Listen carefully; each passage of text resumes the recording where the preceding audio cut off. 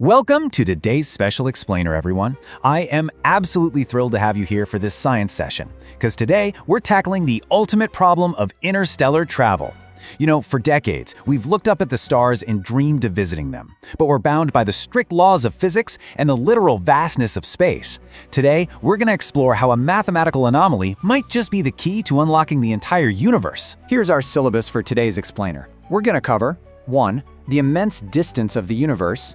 2. Einstein's wormhole theory. 3. The meeting of science and fiction. 4. Exotic matter and negative energy. 5. Vacuum and the Casimir effect. And finally, 6. The future of space travel. We're essentially journeying from a logistical nightmare to an elegant mathematical rescue.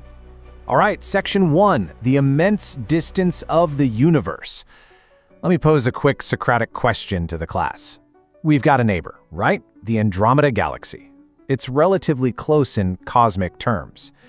If we possessed a spaceship capable of traveling at the absolute maximum speed limit of the universe, the speed of light, how long do you think it would take us to reach Andromeda?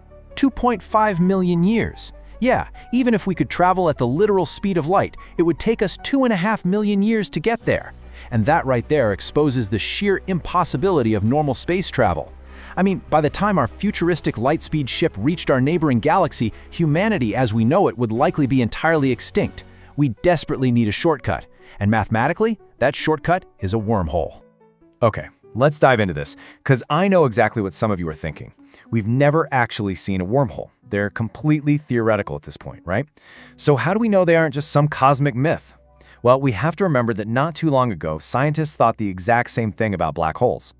Notice the progression of our cosmic observation here. Black holes are completely dark. They're invisible. They don't emit any light at all. For a long time, we only saw evidence of them by watching stars orbiting incredibly fast around seemingly empty patches of space. But then, in 2015, the unexpected happened. We detected the gravitational waves of two black holes colliding 1.3 billion light-years away. We couldn't see them, but we literally heard their terrifying sound rippling through space-time. And then, finally, in 2019, we captured our very first image. Now, we didn't see the black hole itself, but rather the brilliant disk of light bending around it as it pulled a star inward. This is absolutely crucial because it proves that invisible, theoretical cosmic structures leave real evidence. Wormholes? They'll likely be discovered the exact same way, by observing how light uniquely bends around them. Moving on to section 2, Einstein's wormhole theory. This brings us right to the theoretical solution for our vast distance problem, but it comes with a massive complication. You see, when Einstein crunched the numbers, the mechanics of the wormhole simply failed. As soon as a particle, even a single tiny photon of light, attempts to enter the wormhole, gravity reacts instantly. Picture a plastic drinking straw. Got it? Now imagine pinching it violently right in the middle.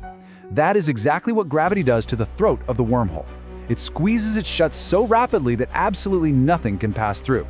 At that point, it seemed like traveling through a wormhole was flat out impossible. Which leads us to section 3, the meeting of science and fiction. Because of this fatal mechanical flaw, Einstein essentially abandoned the idea. He viewed it as a useless mathematical quirk. For 50 long years, the study of wormholes sat completely untouched, just gathering dust. But then, a totally unexpected catalyst resurrected the mystery, a science fiction novelist. In 1985, the famous scientist and author Carl Sagan was writing his novel Contact. He had this scene where his protagonist needed to travel to another galaxy using a wormhole. But Sagan, being the dedicated scientist he was, wanted his fiction to be as scientifically accurate as possible. So what does he do? He picks up the phone and calls his friend, the brilliant physicist Kip Thorne. Sagan basically asked, "Kip, is it actually possible for something to travel through a wormhole?" Thorne told him to wait while he calculated it. And you know what? That single phone call sparked a renewed, intense study of wormhole mechanics. 3 years later, in 1988, Kip Thorne published a revolutionary physics paper titled Wormholes in Spacetime and Their Use for Interstellar Travel. And that brings us to section 4, exotic matter and negative energy. So the crucial point is, Kip Thorne actually found a theoretical rescue for our collapsing wormhole problem. In his paper, he outlined exactly what would be required to keep the throat of the wormhole forced open against the crushing weight of gravity. If we were looking at a blackboard right now, this is the definition I would underline twice for you. Thorne introduced the concept of exotic matter. Now, this isn't just everyday stuff. This is a highly theoretical substance that contains negative energy. And because it contains negative energy, it behaves in a way that completely defies our everyday understanding of physics. It literally possesses anti-gravity properties.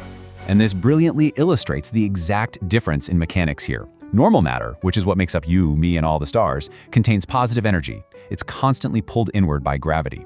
But exotic matter contains negative energy, meaning it actually repels. It pushes outward with anti-gravity. This outward pushing force is the exact mechanical requirement we need to line the throat of a wormhole. The anti-gravity of the exotic matter pushes out, perfectly countering the gravity trying to squeeze the wormhole shut. It's like a cosmic prop holding the door open. All right, Section 5, Vacuum and the Casimir Effect. Now, as a class of logical thinkers, you should be asking me, Professor, is this exotic matter just a convenient mathematical fantasy just to make the equations work? That is a brilliant question. And the shocking answer is no. Real-world experiments have proven that this negative energy actually exists. To understand this, we have to kind of redefine how we view empty space. Traditionally, a vacuum is considered a space entirely devoid of matter, just pure nothingness. But back in 1948, a physicist named Hendrik Casimir challenged this assumption. He suspected that a true vacuum isn't completely empty at all, but secretly contains hidden quantum forces. Let's move on and see how this builds into an actual physical experiment. Casimir proposed taking two microscopic metal plates and placing them inside a true vacuum. He then separated these plates by a distance of mere nanometers. A microscopic gap.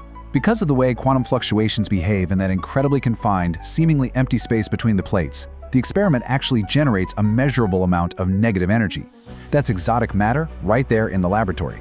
But before we start packing our bags for Andromeda, we have to confront a massive logistical roadblock. Through the Casimir effect, Earthbound physics can only generate microscopic, truly minuscule amounts of negative energy. I'm talking not even enough to let a tiny particle slip through a wormhole.